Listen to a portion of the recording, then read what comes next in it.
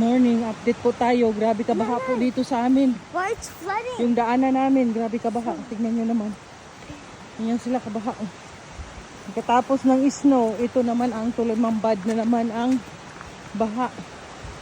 So, hindi talaga kami makadaan. There's no way na makadaan kami. Pero, meron kaming maliit na bridge na pwede kami mag-walk. At least, nandun yung sasakyan namin sa taas. So, we're not gonna be worried kung anytime na may problem, makalabas po kami. So, yan lang po, update po tayo. Sa mga hindi pa po nakakaalam, ay talagang binaha po ditong lugar namin. Ito po yung daanan papunta dito sa bahay namin. So, ito po yan. Ay, nakikita nyo yung green na house, amin na po yan. So, dito po ang daanan, papunta po sa bridge. Get out, CJ. Ito yung mga sasakyan. So, tingnan nyo kung gaano kalalim ng tubig, oh. O, diba? Ayan. Parang nasa Pilipinas lang din, ano? Ayan, ganyan. CJ, get out. So, ayan po. No, that's it. Ganyan talaga ang buhay.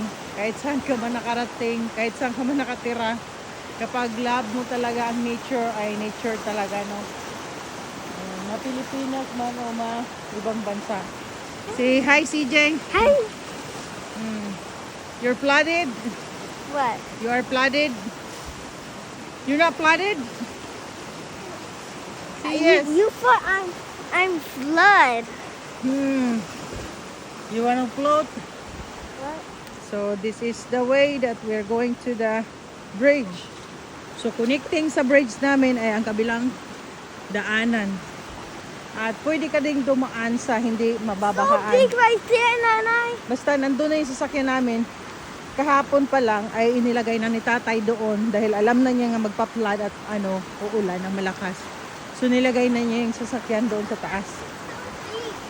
So we're good.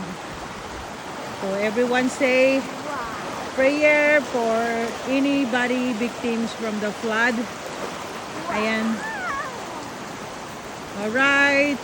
Have a nice day.